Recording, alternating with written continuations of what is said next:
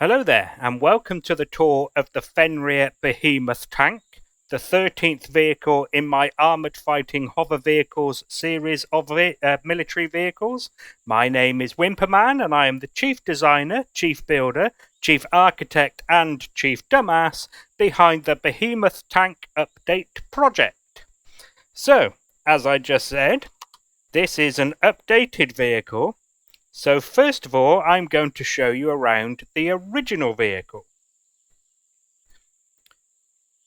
So here is the original Behemoth tank over here. Now, much like the Mammoth tank before this was originally just called Behemoth tank. It was the Behemoth tank. Behemoth. Say Behemoth again. Mind you, it is the tour of the Behemoth, so I'm going to say Behemoth quite a few times. Anyway, as you can see, not a lot has changed between these two.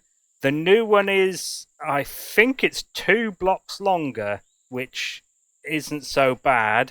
I think I made the, well, I know for definite, the gap between these Outrigs, which I will talk about again in a minute, I made 2 blocks instead of 1 block. Because I needed a bit more room to get this slope to work. But I'm sure you can see certain differences. I mean, the Outrigs are very, very similar. They're pretty much the same shape and size. Yeah, although there are some slight differences in detail. I'm sure you can see that this one has lots of antennae and stuff. So this one was labelled as a command tank, which kind of excused its size, or explained its size, I should say.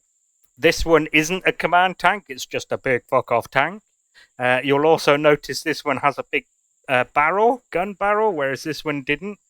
So, like the Mammoth, this came in a single artillery turret and a twin artillery turret version. The twin obviously doesn't conform with the device limits, whereas the single obviously does. I decided that I would do away with that when I updated them, and I made the Mammoth tank a single artillery turret with 2 rail guns, which is what gave it its twin main gun that it needed to be a Mammoth. And then I got to this and I thought, well, if I'm going to ignore the device limits for artillery turrets and have 2 instead of the allowed 1, why would I then follow the device limits for all of the other turrets? Why? It made absolutely no sense whatsoever, so that's why this one is bristling with them. Because why? Why was I? I mean, the CPU would have been a good argument as to why I could have, but I ignored that too. Right, so the original is a bit weird. So I'm going to go in quickly and have a quick look. I'm not going to walk around. I'm not going to show you every detail. So cubbyholes for fuel. There was a sort of a laddery stairs thing up there with some seating around it and access to other components. But this is where it got weird. So we had medical here. Fair enough. We had a sort of a ablutions room there. I'm not sure. So none of my AFHVs now have any shower or toilet in them anymore. I figured that really you're not going to be in them for long enough. And if you are, just like anyone who is operating a Challenger 2 or an Abrams or a T-80 or whatever, you need a tinkle, you get out and you do it in a bush or in a bottle. You know, it's not it's not really a luxury vehicle. But here's where it got even weirder. Well, sort of. So this has bunks in it. Now, to be fair to myself, this was actually just spaced armor. That's all it was. I mean, I was a bit stupid because the core is in the center line of the vehicle and the spaced armor is all on the sides. So now, thinking about it in hindsight, it was stupid. I mean, not just the, having bunks, but even using spaced armor kind of duh, you know? Now, this was a weird bit of the vehicle as well. There was little firing positions for infantry. Oh, that's why I didn't just flick that. There you go. Yeah, so firing positions for infantry, when the vehicle was stationary, you could fire out the firing holes at the front. And there was one on each side. Again, I decided that wasn't needed either, or justified. So on the new one, this is basically all armor and ammo. Or sort of out to here-ish kind of thing. Right, so, and upstairs there were a lot of seats. So being a command tank, I wanted it to have lots of staff to control lots of vehicles. That was the kind of in-universe explanation. Also give you a way in and out through the top as well, but haven't done that on the new one. But there you go, that's what the original looked like. Now, of course, with all of the updates, the reason I needed to update them all is that this was built before the game was released. So it had no CPU, although although to be honest, I've ignored the CPU with the new one as well, so go figure. But it also had no ammo or cargo extensions and controllers. It was just cargo boxes, and there was no shields. And there may have been some differences with unlocks and things, but at this high level, it didn't really matter. I'm sure you can guess that these radar dishes, I'm sure you know actually, they take up the same room as these turrets. So I'm sure you can see where I found some extra space for some more turrets. Right, so now that we've had a quick look at the old one, I'm now going to show you around the updated one, starting with its role and its task equipment. So its role as a behemoth tank is to be the biggest, baddest motherfucker on the battlefield. Now, that is, by the way, just before anyone gets their panties in a twist, in my lineup of vehicles. That doesn't mean against everyone's in existence, okay? But this is the biggest, most powerful vehicle, or ground vehicle at least, that I have built so far, and probably will ever be. It's intended to be used not only against other vehicles, but also especially against POIs, so against ground bases. And to facilitate that role, it has all of the guns and all of the armor. Every single one it has on it. So we will go through its weapons and defenses later, but that's how it fulfills its task. It has all of them. Right, on to the next segment then, and that is its propulsion, handling, and lift capacity. Right then, so starting with its propulsion, for its forward acceleration, it has 33 large Tier 2 thrusters, 8 there, 8 there, another 4 in the back, and I think it's 11 down there. For braking and reverse, it has 29, so it basically has the same number in the same places, except for the additional 4 that would be there and there. For its lateral thrust, it has 27 large Tier 2 thrusters, spread out all along the sides.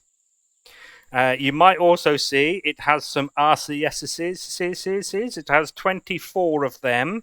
Now, to be honest, they're not really needed. I think it increases its yaw by half of 1 degree per second or something, so it's not particularly important. It's just a nice detail that I've brought over from the Mammoth. Right, so hover engines. So on by default, it has 14 large hover engines. So 2 in each of these, what I'm calling Outrigs structures. Now, I did talk about this in the Mammoth tank tour as well, the Cerberus. I know what these are. My brain recognizes them as parts of a tank, but as far as I know, they don't actually have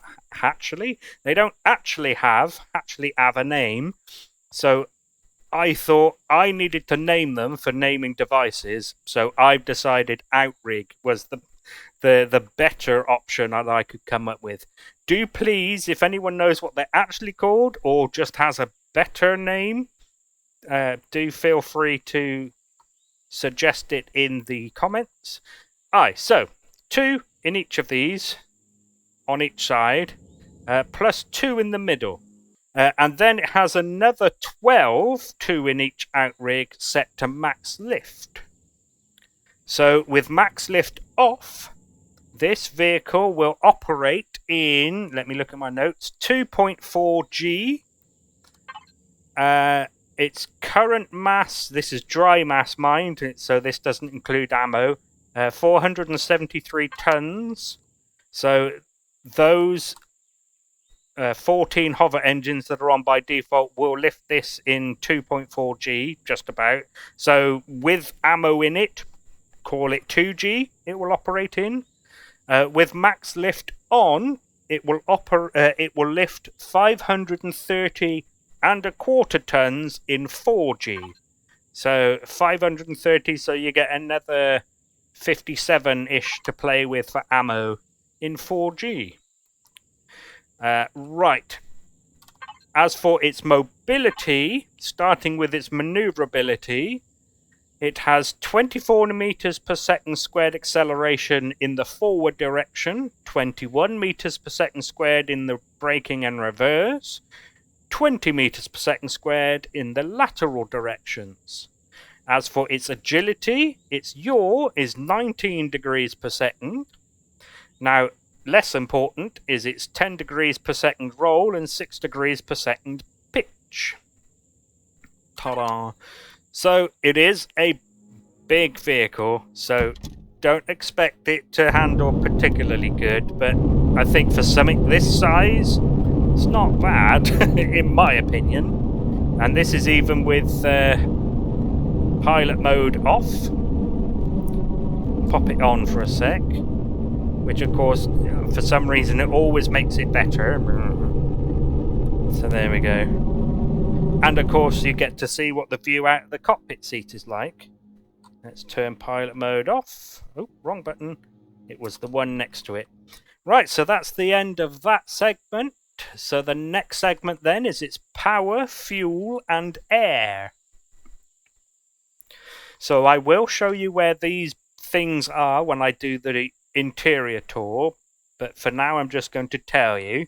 So its power is provided by 10 large generators. It also has 3 small generators that are in the front to act as decoys for enemy weapons. There's 2 of them. As you can see, I've also used the sloped blocks for lag shot armor. So there's the 2 front ones, and then there's one in the middle behind them, just there. Right, so those 10 and 3 small, 10 large and 3 small generators are being fed by 30, that's 30 fuel tanks. Now, it needed, so originally it was just 8 generators, and it needed 2 more because of all the thrusters.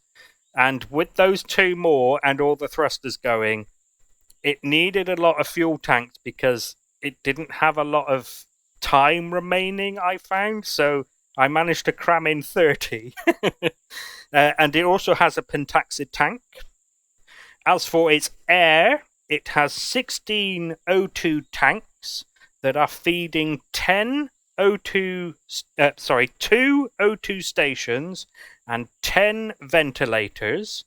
The vehicle itself is compartmentalized. It has 3 compartments, the cockpit, the front, and the rear. And like I always do, I'm going to press the correct button, which I always do, and show you that it is in fact airtight in here. There's all the blue shapes. I don't want to give you too much. Look. Really? How? Where? How? Okay, doesn't really matter, does it? That's the wrong button. See? I told you I'd never press the wrong button. Right then, so that's the end of that segment. The next segment then is its weapons, defenses, and construction. starting with its weapons, well, as I said, it has all of them. So, with exception to the Gatling guns, it has over the allowed limit of each thing. So, starting here, actually, let's start with the Gatling guns. So, it has 6 Gatling guns. I didn't think it was necessary to do more, because really the Gatling guns you would be using on Predators and infantry, like Xerax soldiers and stuff. I thought 6 would tear them apart fairly quickly anyway, so I thought that'll do. That'll do. Although not quite the same that'll do. For those who don't know, by the way, when I first started updating these, I did talk about how I quite often will spend a few hours or an evening building either a full vehicle or just a small part of a big vehicle. And I don't like it, but I leave it because I don't want to waste that time. And I always had a that'll do attitude, and that was one of the things I needed to work on as a builder, was to stop doing that. And in the videos when I would say that'll do, I dinged my bell. Dung? I dung my bell? Dung? Really? Dung? Right, so that's the Gatling guns. Here are the rail guns. It has 6 of them. Normally you can only have 4. I'm sure you guessed, by the way, since this doesn't conform to the device limits, you need to turn device limits off to use it. It has 8 pulse lasers to help you bring down shields. There are 4 on each side. So that's all the fixed weaponry. Now, I did play around with the idea of having pretend lasers on this one, like I've done on a few of the other AFHVs. It just didn't look right with this one, and I struggled to find a place to even put the LCD projector, so I didn't bother. So, in case you're wondering why I'm not showing it, that's why. It doesn't have one. Right, so as for the turrets, as I said earlier, it has 2 artillery turrets. I did think about putting more on, but more on. However, I didn't. I decided 2 would be enough. So, plasma turrets, it has 18 of them. I was just looking at my notes. So as you can see, there's 7 there alone. There's 1 on each side of the front and rear outrigs. There's also 3 across the top of the middle outrigs. And then there's 1 on the back, just to help protect you if you... I mean, I can't imagine why you'd be running away in this, but just in case you need to, there is 1 heavy one on the back, which added to those pointing backwards is still quite a decent amount of firepower pointing backwards. Rocket turrets. I've only put 5 on this one. So, I forgot to mention what they target. So, the artillery turrets, which I refer to as tank turrets, will target the weapons of hover vehicles and bases. The plasma turrets will do the same, and I refer to those as heavy. There you go, weapons of bases and HVs. Now, the rocket turrets I set to anti-air, usually, and that's how I've set them here as well. So they'll target the weapons of SVs. But because it's not really designed for PvP, I mean, as I've said in other AFHVs, for all I know, my vehicles kick ass in PvP. But I don't know how to make vehicles kick ass in PvP. I am not interested in PvP myself, so I'm not interested in learning in how to do it. So I would recommend avoiding PvP in my stuff, unless maybe you're fighting someone in something else built by me, in which case it's probably fine. But the chances of that are quite remote. So I decided that since you can obviously retarget them, and I would like them really to target drones, but of course doing that, it'll also shoot at Xerax soldiers and the like. So that's why they don't. But in order to make sense of them, I set them to target SVs. And there are only 5 of them. There's 2 vertical ones, 1 on each side. And then there's 3 horizontal ones 2 at the front, 1 on each side, and 1 at the top on the back. And then finally is the Gatling turrets. So this thing has 20 of them. And they're all set to anti-personnel. So they will shoot at drones and they'll shoot at predators. I include predators in anti-personnel. But on the front and rear outrigs, there's 2 on top of each, ear and ear. Same on the other side. On the middle ones, there's 4 on the side, 2 that are vertical, and then 2 that are horizontal, 1 hanging upside down, obviously. And then the rest of them are sort of dotted around the rest of the vehicle. 2 on the back, on the top. And 2 at the front on the bottom to help shoot any people in front of you. So there we go. Right, that's the weapons. Defenses. Has a pentaxi tank, as I said in the fuel bit, so it does have a shield. And its armor. So the entire body is combat steel. Yeah. Now, there are some details that aren't, and I'm not going to be able to find them. I don't think that is.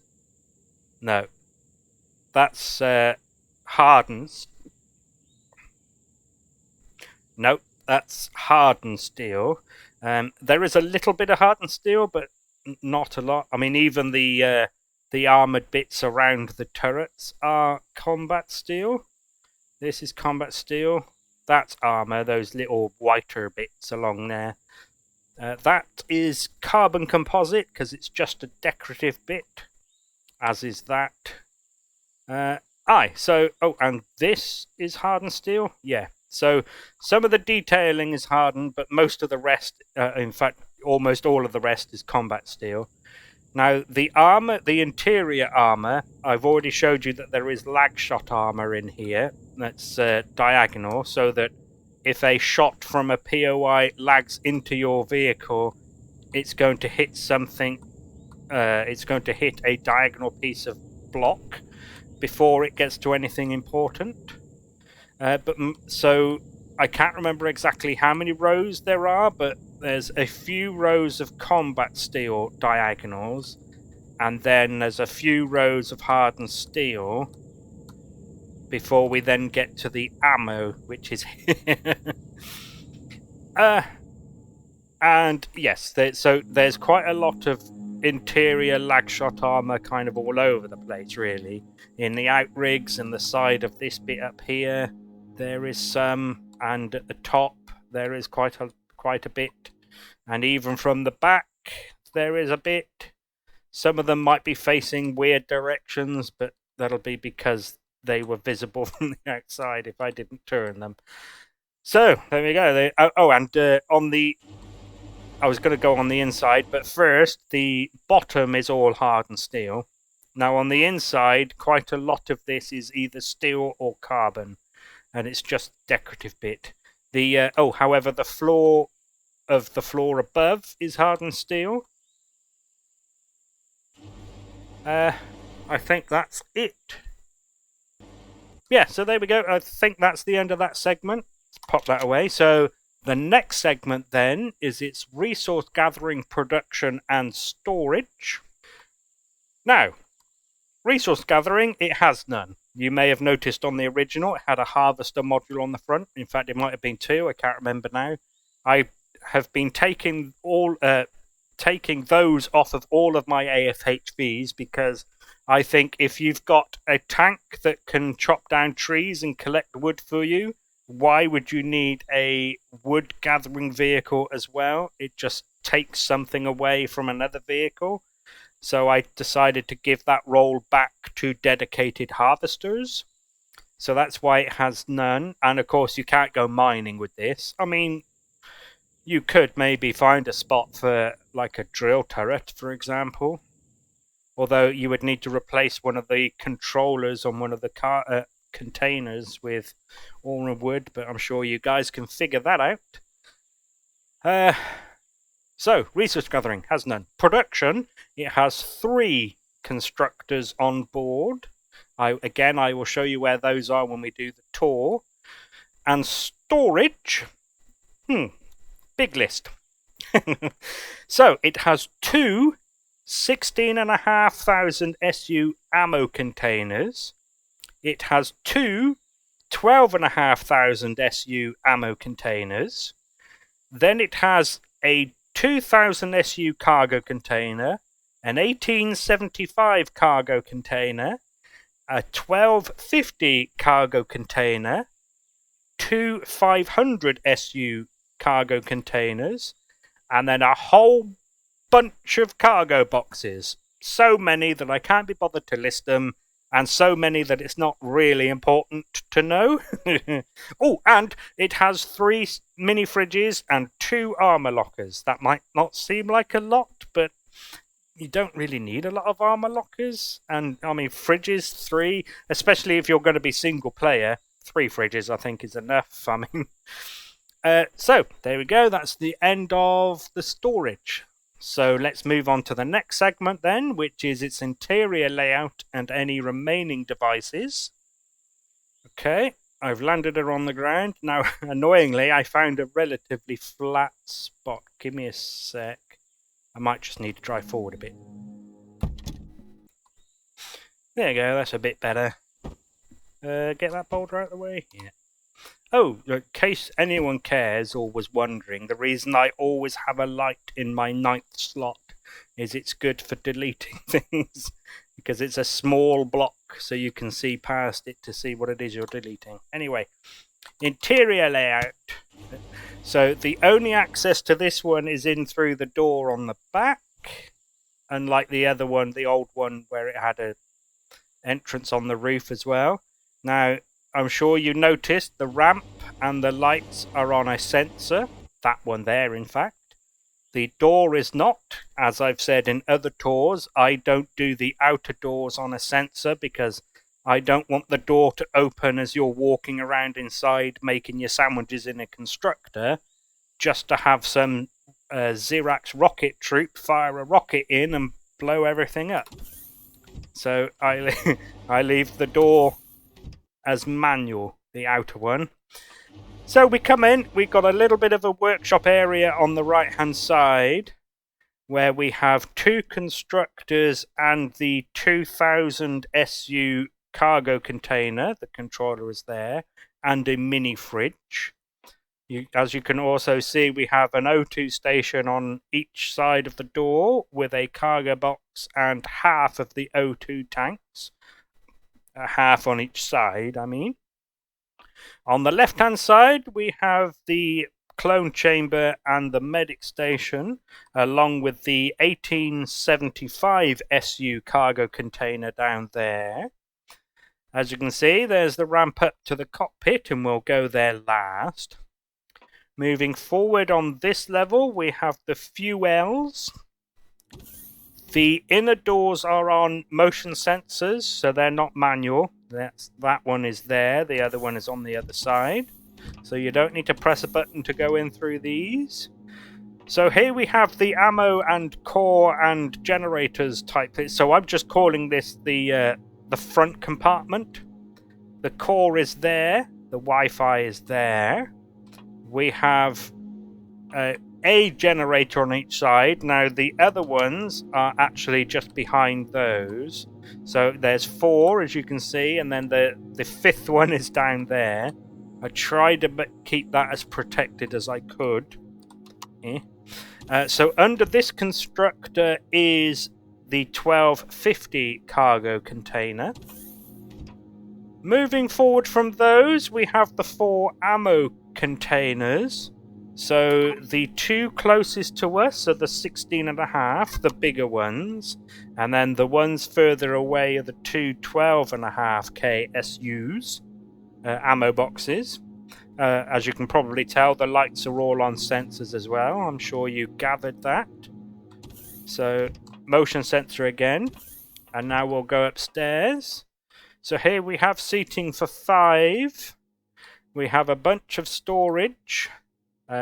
Cargo boxes small and large, as well as drums in the ceiling. There are the 2 armor lockers along with the other 2 fridges. The containers behind them are the 2 500s, one on each side. Sorry, I closed that rather quick, didn't I? Then behind those and above the ramp, we have the shield, the pentaxid tank, and 2 large cargo boxes. The idea of those, of course, is for additional pentaxid. The lights in here are on that motion sensor, but I'm sure you know as soon as you get in the seat, the motion sensor doesn't detect you anymore because you're no longer in motion. So if you would like to leave the lights on when you're in a seat, you can flick the lever, and now they're on. Right, so we have some LCD displays. Now the ones for the gunners are linked to the signals, and we will cover these more in a bit. But as you can see, some of the seats have a heads-up display for weapons control interfaces, pretend make-believe. Of course, they don't do anything, they're decorative. I'm sure you didn't need to be told that. And finally, we have the LCDs for the driver that tell you what the various toggleables are. And that moves us now on to the next segment, which is its shortcuts and signals. So, starting with the device group shortcuts, and I'm sure you can guess because it's the same with almost every single build I will ever be doing. There may be some exceptions, but they are going to be the exceptions rather than the rule. The first one is propulsion, etc. So that will turn on all of the thrusters, all of the RCSs, and what I was referring to earlier as the default hover engines. The next one down is the max lift, which of course turns on the other hover engines. The next 2 down, we have one for the headlights. Now, like all of the tanks, I use the small light block rather than the spotlight block because they're smaller and harder to hit, and hopefully that means you'll lose them less. Now, these are set to spotlight mode.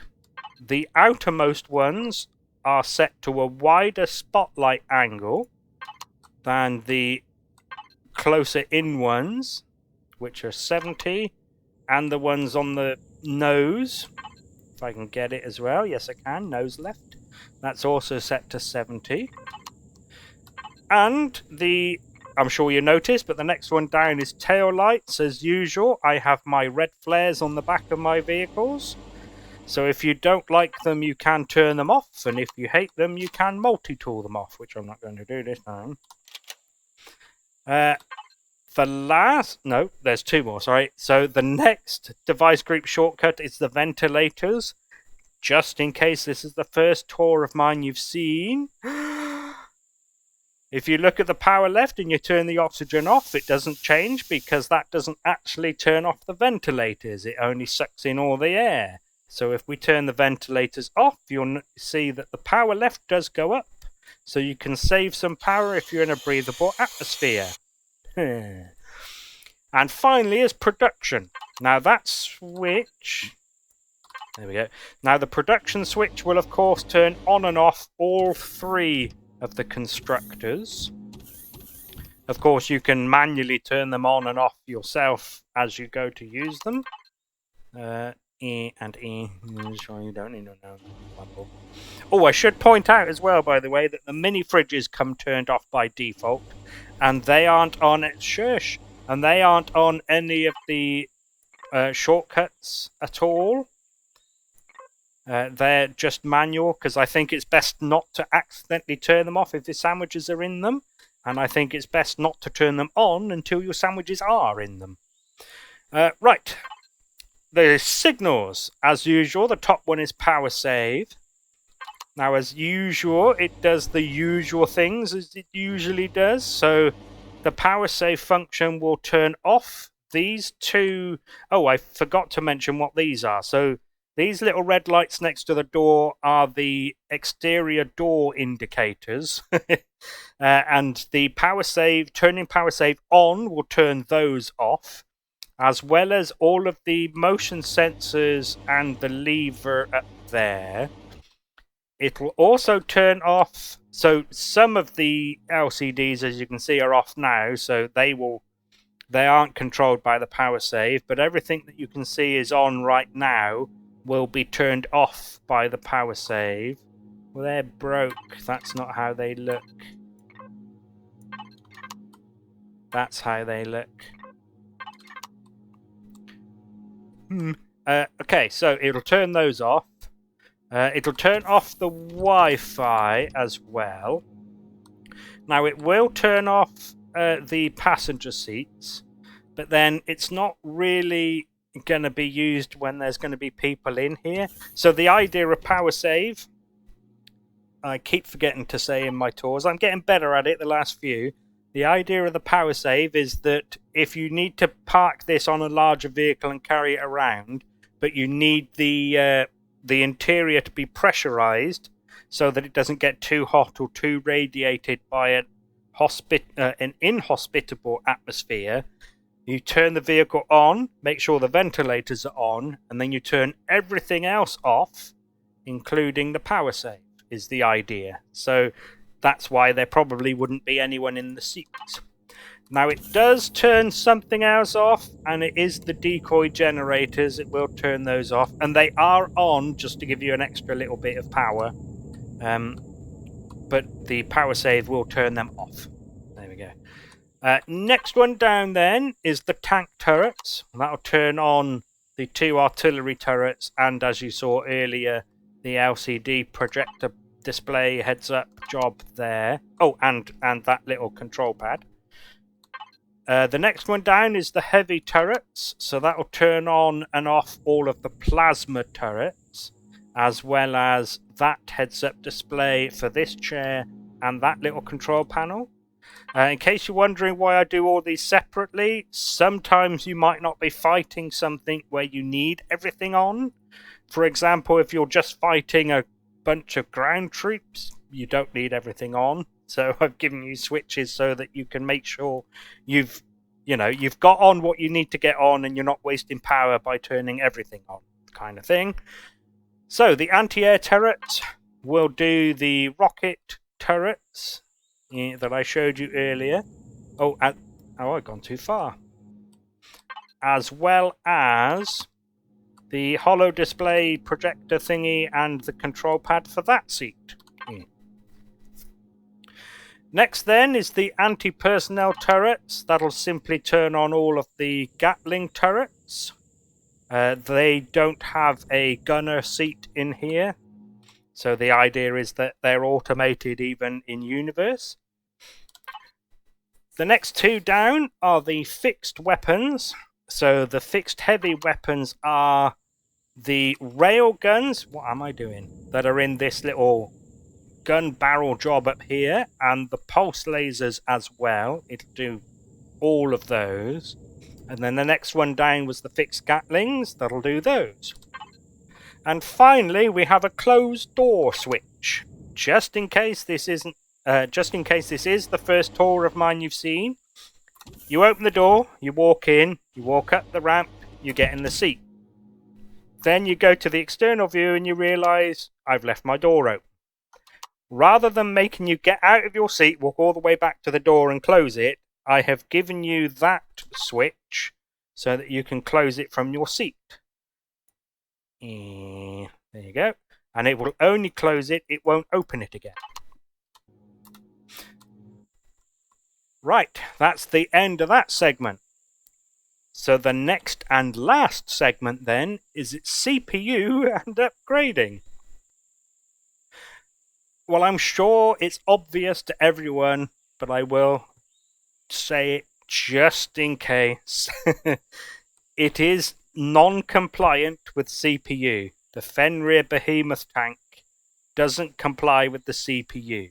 Now, it does have an advanced core, which is available in-game, but its total CPU, and you may have seen it when I opened this screen up the few dozen times I have, is 220,000, and tier 4 is only 100,000.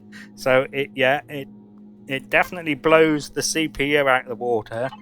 Just in case you're skipping through the video, I will point out again that it's also non-compliant with device limits because it has more of each weapon type than is allowed, with the one little exception. And then upgrading. There is no upgrade path to this. I mean, obviously it's CPU non-compliant with an advanced core, so if you want to chuck more stuff on it, of course you can. I'm not sure where you would put more stuff, but you can. And it also doesn't mean that you can't personalize. For example, as I always say, if you're in single player, you don't need all these seats. So of course you are free to tear all of these seats out, all of these LCDs, that little block there and that cargo box there, and you can do something else with this space if you like. That's absolutely fine, but I don't consider that to be upgrade, you see. Now, before I let you go, I will point out real quick that there are some other primary colours in the colour palette for this vehicle. So it comes in the desert sand, but also available is this military green. That makes it look like that. There's also this Arctic white. Let's make it look like that. And this dark grey. Now, I've said this in other tours, and I'm sure I don't. Oh, wrong button. I'm sure I don't need to explain it, but you never know if someone might be new to the game, so I do like to say it. You're not limited to just those colours. You can, of course, go in. Configure it, and change it to. Oh, that was the wrong slider, wasn't it? But you can, of course, change it to any colour you like. Ooh, orange. I won't click on OK, but don't feel that you have to keep those colours. You can change them. I would recommend not changing any of the others because they are used elsewhere in the build. There are some exceptions. For example, this build doesn't use that colour. And I don't think it uses these three down here either. I'm pretty sure I haven't used that green, and I think I've only used that green in one place. But so, ooh, and there are these colours up here are, so that's used for O2 for oxygen, but the red, the green, and the yellow are really for ships, spaceships, for their nav lights and stuff. So you can change those if you need other colours as well. But yeah, just in case you don't know, you can change and adapt and personalize and stuff. Right, there we go. I think I've waffled on for long enough. So thank you very much for taking an interest in the Fenrir BehemothTank. I hope you get some use out of it, and hopefully I will see you in another video for a different build. So thank you again, and goodbye.